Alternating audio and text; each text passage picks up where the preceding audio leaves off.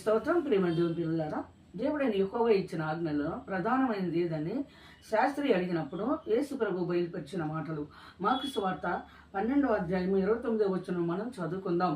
అందుకు యేసు ప్రధానమైనది ఏదనగా, ఓ ఇశ్రాయేలు వినుము, మన దేవుడైన ప్రభు, అద్వితీయ ప్రభు, నీవు నీ పూర్ణ హృదయంతోనూ, నీ పూర్ణ ఆత్మతోనూ, నీ పూర్ణ వివేకముతోనూ, నీ పూర్ణ బలముతోనూ నీ దేవుడైన ప్రభువును ప్రేమింపవలనది ప్రధానమైన ఆజ్ఞ.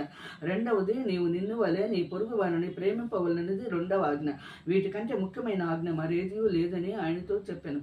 ఆ శాస్త్రి బోధకుడా, బాగుగా చెప్పితివి. ఆయన అద్వితీయుడని, ఆయన తప్ప వేరొకటి లేడని నీవు చెప్పిన మాట సత్యమే.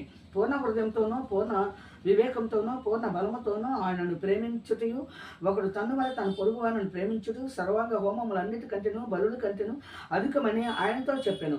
అతడు వివేకముగా ఉత్తరమిచ్చినని యేసు గ్రహించి, నీవు దేవుని రాజ్యములకు దూరముగా లేవని అతనితో చెప్పాను.